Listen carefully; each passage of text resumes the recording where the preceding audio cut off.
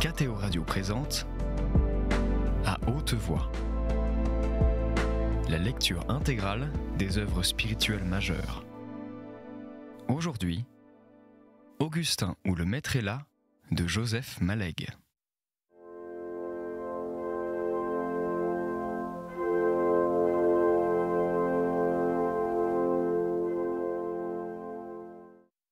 Au groupe catholique, une personnalité dominait et de haut. C'était l'Argilier, élève de seconde année, émigré des mathématiques à la section de physique et de chimie. Augustin l'avait retrouvé à la première réunion annoncée par la petite affiche traditionnelle des rentrées.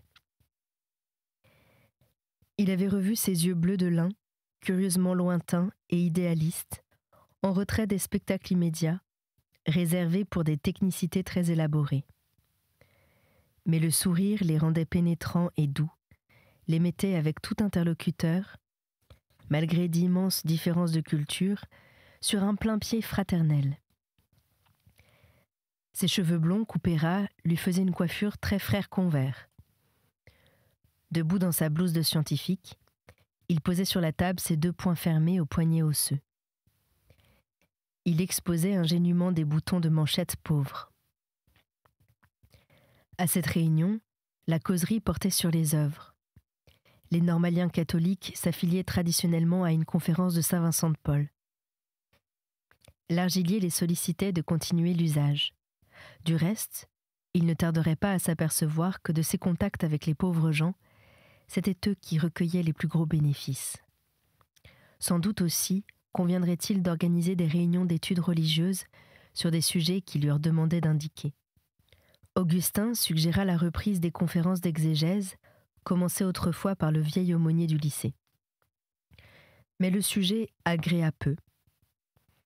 Il entendit proposer la liturgie, ou l'anglicanisme, ou le catholicisme social, ou l'histoire des grands ordres monastiques, ou des recherches de psychologie mystique. Le cothurne d'Augustin, qui rentrait du régiment, dit que les préoccupations exégétiques ne lui étaient pas essentielles. Ses recherches sont vaines si elles ne sont très poussées. Ne pouvant être exégètes de métier, j'en crois ceux qui n'ont pas trouvé en ces matières, où ils sont d'ailleurs maîtres, d'obstacles à leur vie religieuse. « Mon Dieu !»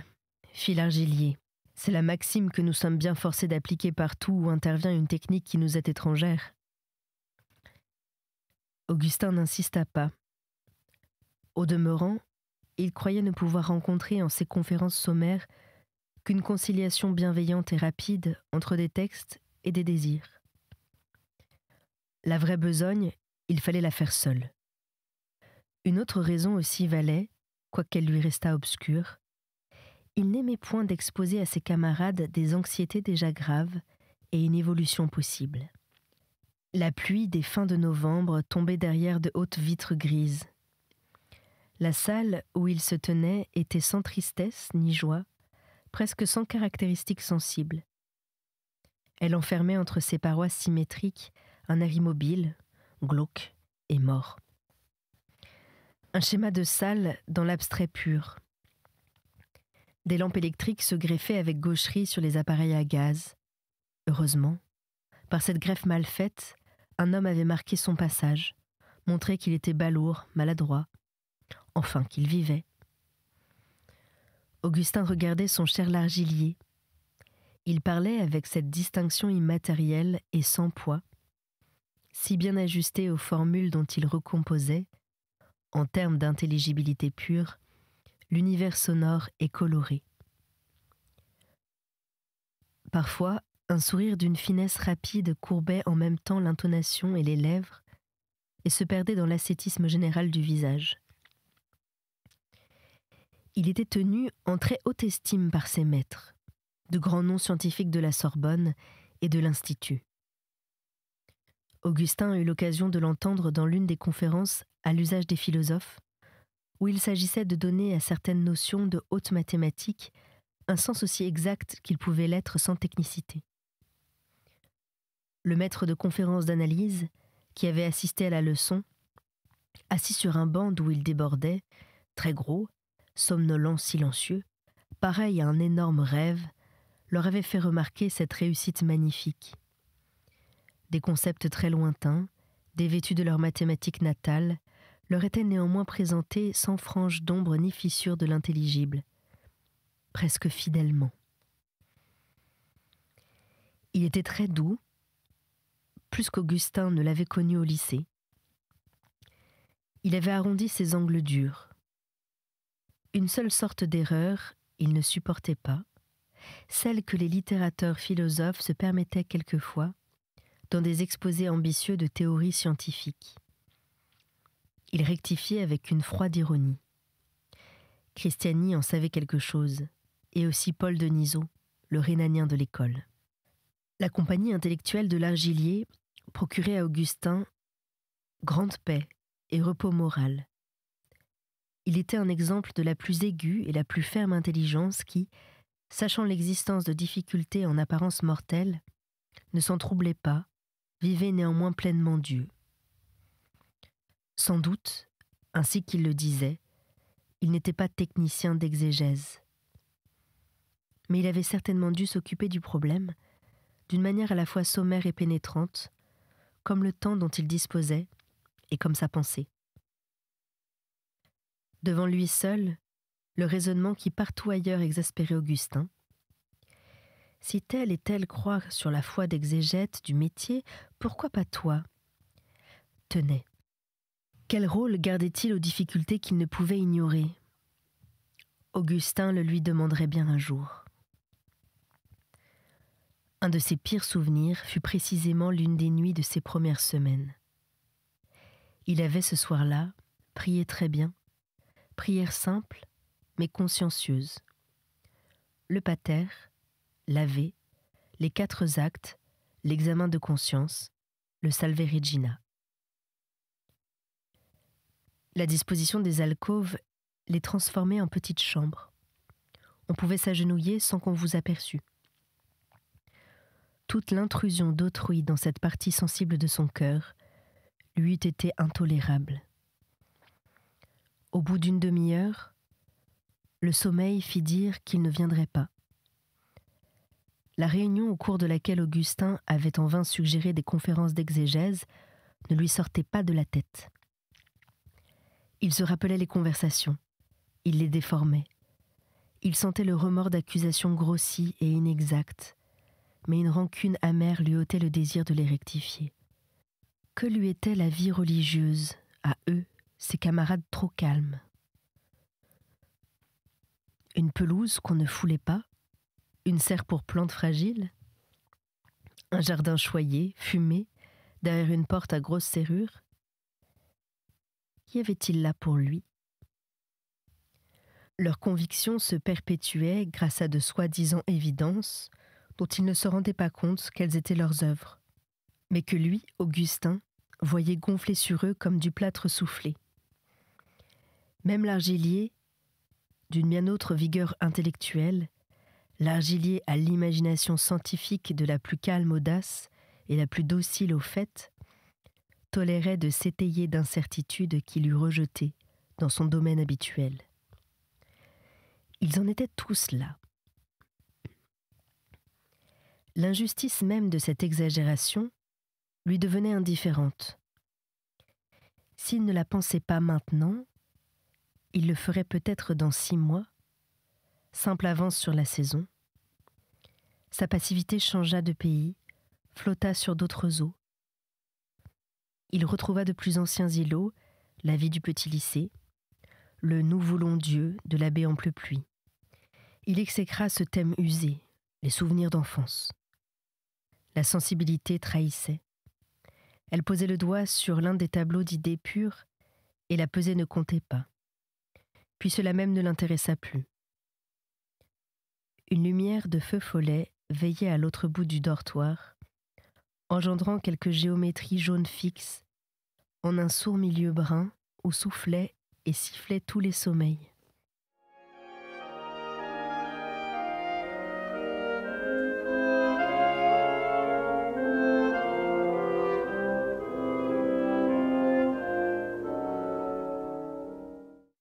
Ces images cessèrent un instant de prendre appui sur la solidité de la vie. Bruit, pensée, rêverie devinrent liquides, rompus, ballottés dans cette même lumière couleur de cire, prolongée sous ses paupières.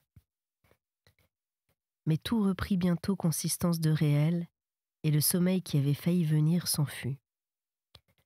Le lit lui fit mal. Le creux central, hostile, grattait. La fraîcheur des bordures latérales ne durait pas. Il se retourna, regonfla l'oreiller, retrouva un peu de confort et de douceur. Il faudrait bien finir par vider cette question-là, loger dans les temps morts de cette année ou de la prochaine une enquête nécessaire et définitive. Il faudra entrer dans le détail des exégèses, confronter Batiffol et Lagrange avec les Holzmann et les Loisy et d'autres noms qui figurent aux bibliographies. Personne ne décidera pour lui. L'Argilier ne servira pas. Personne ne servira. Peut-être ce curieux cousin savant et mystique de l'Institut catholique ? Et encore. L'exemple des spécialistes orthodoxes n'a retenu ni Loisy ni Tyrrell sur cette pente savonnée. Il sera seul, bien seul. Seul comme Jésus aux oliviers. Le cruel illogisme de cette comparaison le meurtrit. Ainsi, au cœur même des négations, si par malheur il y arrivait jamais, ces longues habitudes de sensibilité religieuse continueraient de sangloter dans sa conscience, seul comme Jésus aux oliviers.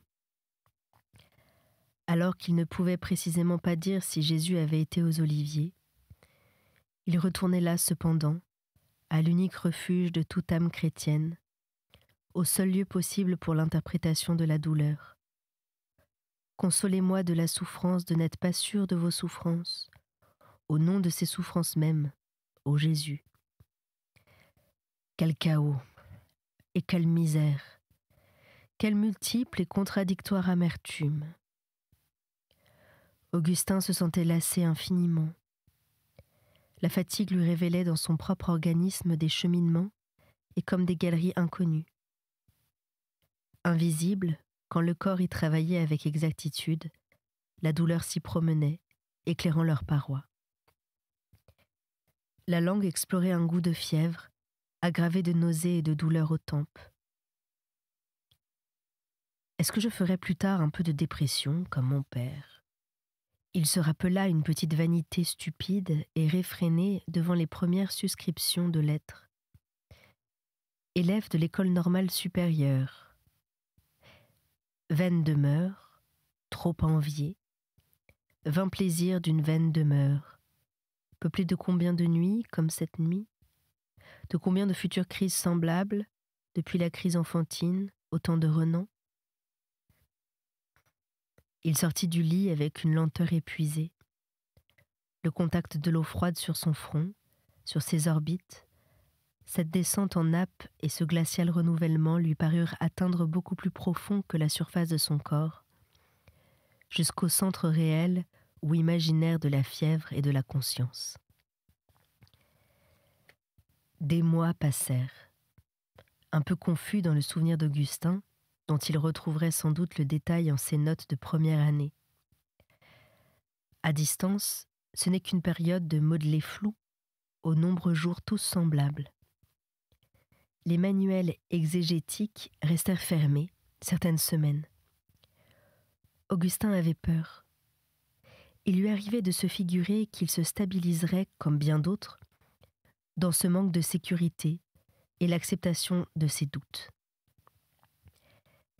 Cette scène du dortoir, à la fois brutale et triste, surévaluait le degré de netteté que désirait sa pensée.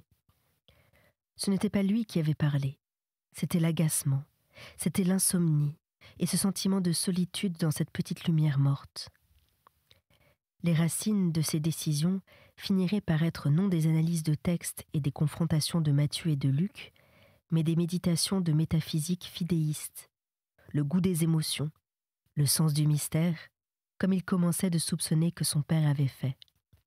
Les mêmes habitudes d'activité régulière qui avaient réglé l'année précédente les expansions de sa joie, le menant le samedi soir aux études d'art, Le dimanche aux prières, aux concerts, au musée et aux beaux paysages de Paris, durent continuer d'organiser sa conduite malgré les dépressions de sa tristesse. Il ne pouvait pas vivre sans habitude. S'il estima précieuse la compagnie de l'argilier aux conférences de Saint-Vincent-de-Paul, il préféra chaque dimanche une messe où il fut seul. Il pourrait communier peut-être lorsque dès le samedi soir, sa sensibilité n'aurait pas accumulé d'excessifs obstacles, ou au contraire s'abstenir quand l'incertitude tourbillonnerait par trop dans sa conscience. Il n'eût pas supporté l'argilier. Il haïssait tout ce qui ressemblait à un exemple, à un regard jeté sur lui, à l'encouragement d'une piété plus chaude, à toute menace, même irréelle, même factice, d'un contrôle de son abstention ou de sa pratique. Il se blâmait et ne se comprenait plus. C'était par trop complexe de haïr des secours et de se plaindre d'être seul. Au fond, il s'exaspérait de tout ce qui ressemblait à un jour ouvert sur son cœur. Le couvent des religieuses réparatrices le vit les dimanches matins. C'était dans le voisinage de l'école normale, la même où s'étaient écoulées en juillet dernier ces 15 minutes de gratitude. La présence réelle luisait, ronde, petite, parmi les lampes électriques et les feuillages dorés, dans un véritable buisson ardent. Le dos des religieuses adorantes gonflait un costume bleu clair, minutieusement immobile et naïvement théâtral. C'était là qu'Augustin monologuait ses résolutions durcies et ses raides prières, là qu'il se confirmait ne pas devoir permettre à ses inquiétudes théoriques d'agir sur sa pratique, là qu'il hiérarchisait ses normes et ses désirs. L'amour du Christ est premier. Il doit remorquer mes études théoriques, non l'inverse.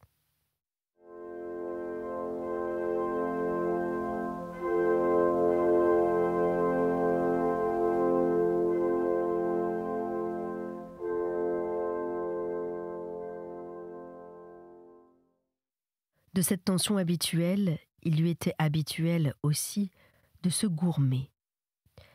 La migraine n'est pas une méthode. Parfois, au cours d'un salut, devant un doux chant flexible et calme, il se donnait des conseils sur le mode infinitif, de l'abandon, de la douceur, prendre modèle sur ces chants. Naturellement, revenait la réaction inévitable, l'autre moment de la période, les formules changeaient de sens et les infinitifs disparaissaient. Je ne me suis tendue que pour fortifier des résolutions artificielles et misérables. Le marbre de mes colonnes cache un cœur en gravats. Les véritables décisions n'ont pas besoin d'arc-boutants. Et en effet, celle de suivre tel cours, de négliger tel autre, d'étudier ici et là, coulait de soi, sur des pentes faciles. Dans une dissertation qu'il travaillait à cette date, sur le panthéisme spinoziste et le panthéisme hégélien, la pensée s'organisait toute seule, comme un beau végétal se hausse de sous la terre, par une noble force spontanée. C'était obscur ou c'était clair, superficiel ou fouillé, inconsistant ou solide. Ce n'était pas volontaire, ou postulant la complicité du cœur, ou soumis au primat de la pratique. Et pourquoi soumis ? Que signifiait soumis ? Qu'était-ce que soumettre son intelligence ? Et pourquoi pas la soumettre, par exemple, à la douleur d'un deuil ou à la beauté du soir ? Puis, il remontait d'un coup de rein aux prières de la messe, aux supplications de l'Agnus Dei, à l'humble confiance du Domine non sum, pour retomber un peu plus tard du haut niveau de ses apaisements. En somme, ce qui avait paru, au début, devoir se trancher par séparation du oui ou du non, du vrai ou du faux, par coupure nette et démarche droite, se perdrait en une boue confuse, une mixture d'obsession, d'énervement et de lassitude. Ce drame ne serait ni d'idées pures, ni de sentiments purs, mais des formes dégradées de l'un et de l'autre. Il ferait, pour de longs jours, son épreuve et la loi de son triste cœur. Cette espèce de douleur lui était demandée. Elle le frappait au lieu exact, son intelligence. Il goûtait toutefois un certain apaisement mêlé de force, à se dire que c'était là sa croix, sa singulière croix. Au contraire, la présence de l'argilier à la conférence de Saint-Vincent-de-Paul lui fut bienfaisante. L'assistance s'y partageait de telle sorte que chacun des 5 ou 6 normaliens inscrits y représentait par roulement le groupe tout entier. Les confrères recevaient de bons pains, en sollicitaient de galoches, de couvertures ou même de lits, cette dernière libéralité réservée aux familles nombreuses, pour séparer les sexes.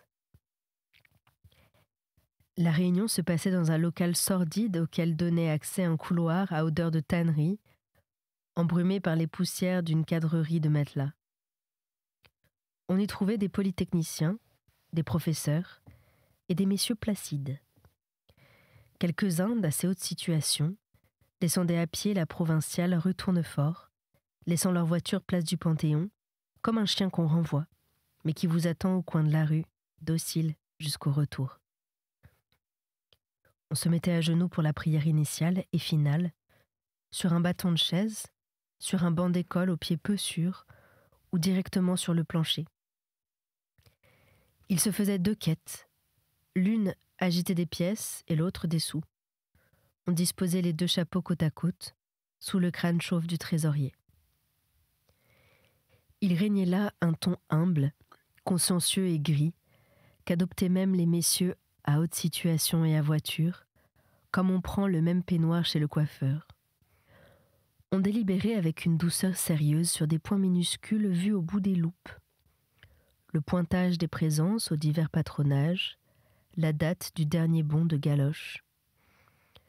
Tout le tragique de la vie miséreuse, les chômages, l'échéance terrible des loyers, la gangrène morale et physique des bouges, confluaient là, en parcelles fort petites, de l'ordre d'un bon de pain. Pour arriver rue Mouffetard, patrie des clients de la conférence, on continuait jusqu'à l'autre bout le couloir pris pour venir. On traversait une cour munie de caisses d'emballage, piaillantes ou silencieuses, selon qu'on y élevait des poules ou des lapins. Des enfants manipulaient des détritus ménagers transformés en jouets. De grandes filles, chlorotiques et dédaigneuses, traversaient la cour sans vous regarder. Mais d'autres gens vous surveillaient de leur seuil et réservaient leur opinion sur vous. Augustin visitait pour son propre compte la famille Badouno, maçon de la Creuse, et pour l'un de ses camarades la famille Bâtard, peintre en bâtiment. Elles habitaient le même immeuble.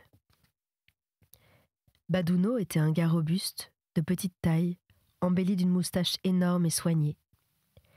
Il brandissait sur ses 6 enfants cette rudesse populaire qui leur semble la marque et le moyen d'une suréducation.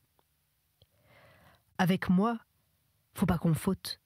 C'est au doigt et à l'œil. » Juste comme il interpellait, à l'époque lointaine où il était caporal, les hommes soumis à ses bruyants et modestes ordres.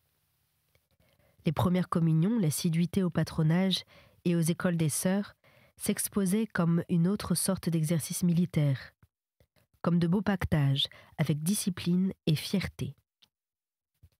Madame Badouno, haute, jeune, barbue, possédait de grands bras de laveuse et par moments une sourde douceur dans sa voix rauque.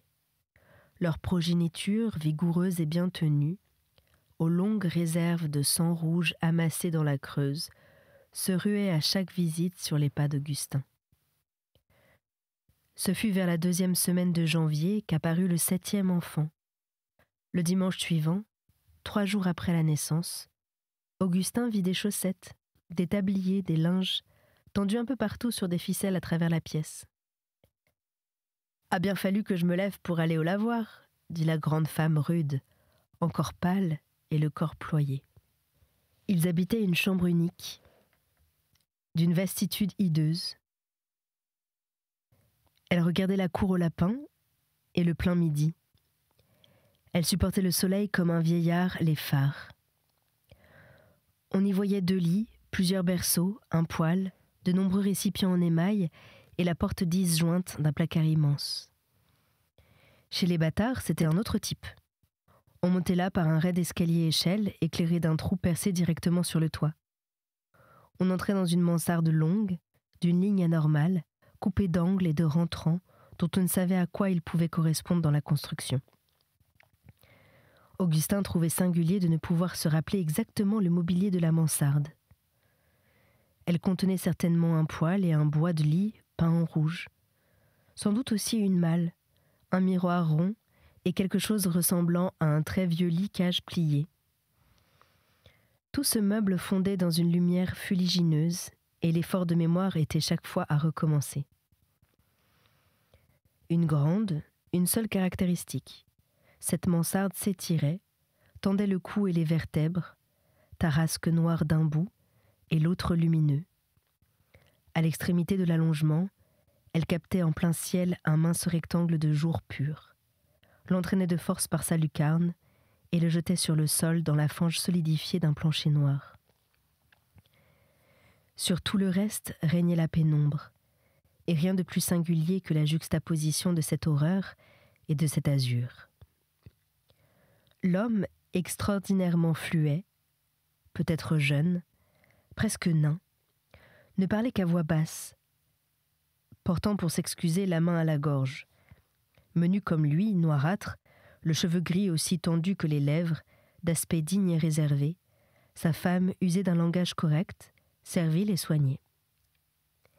Elle ressemblait à une gouvernante, pour monsieur seul, à une bonne de curé dont le dernier maître fut mort en l'oubliant dans son testament. C'était À haute voix, une émission de KTO Radio. Aujourd'hui, Augustin ou le maître est là de Joseph Malègue. Lecture, Anne-Céline Pellarini. Captation et réalisation, Aymeric Plouminec et Thibaut Dagalier. Une émission disponible en podcast sur ktoradio.com et sur l'application KTO Radio.